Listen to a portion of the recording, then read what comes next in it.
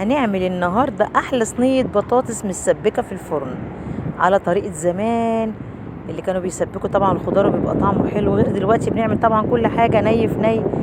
المعدة مبقتش مستحملة، بس هنعملها النهاردة.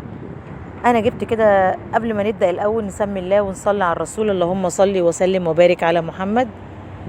جبنا بصلاية كده كبيرة قطعناها كده جوليان، وبعدين جبنا كده صينية حلوة على النار، حطينا فيها البصلاية، وحطي بقى المادة الدهنية بتاعتك، زيت، سمنة، زبدة، ايه اللي انت عايزاه. قلب قلب كده، اديها تشويحة. اول ما تصفر هننزل بنص معلقة توم مفروم، حوالي 3 فصوص توم وبصل. لازم انزل بالكزبرة، انا بحب الكزبرة الناشفة على البصل. وبعدين نزلنا برشة سكر. يا رش السكر، اعملوها كده برشة السكر والكزبرة ودوقوا احلى خضار. جبنا 6 بطاطسيات كده متوسطين، حوالي كيلو الا. زي ما انتم شايفين من النص كده، وقطعتها يعني لا هي رقيقة ولا هي تخينة.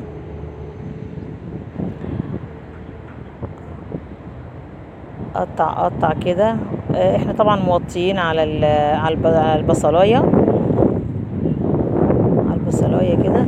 نزلنا ب6 طماطميات كده زي بعدد البطاطس، وحطينا بقى ملحنا وفلفلنا ومكعبين مرق، وحطينا كمان حطينا معلقة صلصة كبيرة، بتدي طعم حلو، وبتظبط صراحة صينية البطاطس معلقة الصلصة بتظبطها كده. انا دقتها لقيتها فيها لسه مزازة. نزلنا بشوية سكر، نص معلقة، تاخد كده غلوة. ونقطع كده قرن فلفل رومي كبير، عايزة حراق قطعي 1 سبايسي برضو حلو.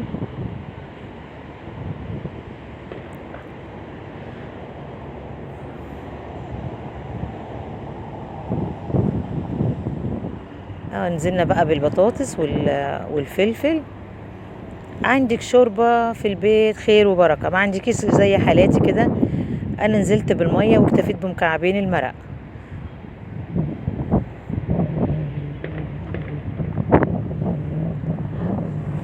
نزلت بشوية سكر تاني، لقيتها فيها مزازة.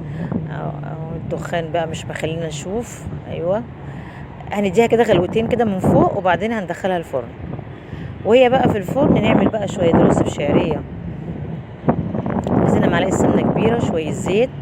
عشان تظبطي الرز بالشعرية لازم الشعرية تبقى نص مقدار الرز، يعني كوباية. انا نزلت بكوباية شعرية معاها 2 رز، حمرتهم. نزلنا بالكوبايتين. كلكم شطار في الرز والله، انا مش قصدي اوريكم يعني، انا بس بصور الفيديو معاكم. احنا احسن ناس نعمل اكل يعني. شوحي بقى كده الرز مع الشعريه، شوحيهم حلو، ما تستعجليش. تنزلي الميه، غلفيهم كده. نزلنا ب3 كوبايات ميه.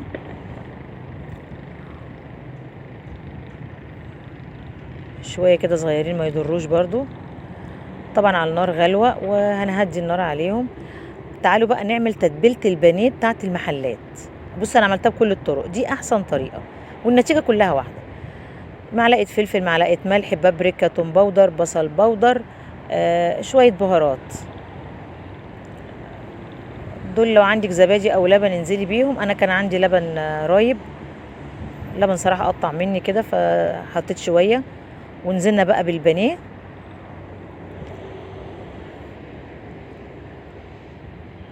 نديله بقى تقليبه كده حلوه.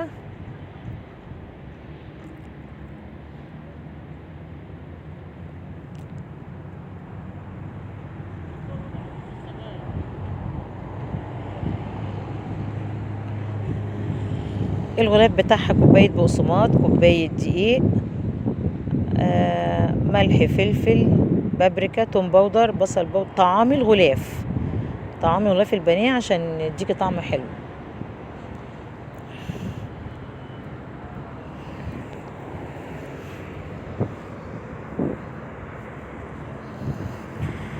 قلب كده كله كويس، عشان ما تبقاش حته فيها بهارات وحته لا، فلازم يتقلب كله حلو. جبنا بقى البانيه بتاعنا. جبنا بيضه صحيح بره في طبق، حطينا عليها كده ملح وفلفل. مش بحب احطها مره واحده كده على البانيه، بحس جنب كده في صفار وجنب لا، او لا انا ممكن اضربها كده بره حلو قوي، وبعدين انزلها على البانيه يعني يكون احسن.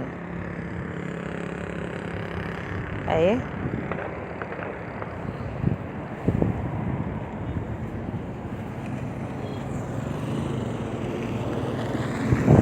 ايوه، اضربي اضربي كده.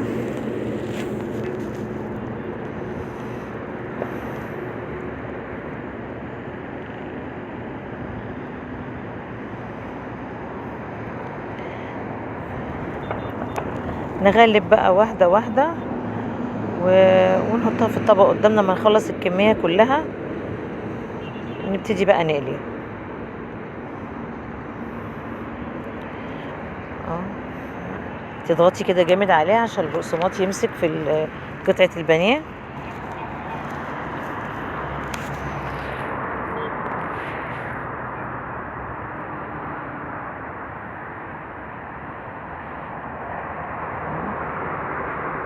عملنا الكميه كلها. جبنا بقى الزيت بتاعنا كده على النار وبدأنا نقلي. بصوا بصوا القطع، بصوا الغلاف كده متماسك ولونه حلو ازاي. الريحه بقى مش قادره بقى يا جماعه اقول لكم، شمين الريحه. شمين الريحه اهو. بصوا البانيه، بصوا البانيه وجماله. بصوا صينيه البطاطس ما استاهلش عليها لايك. بصوا الرز بتاعنا بشعريه.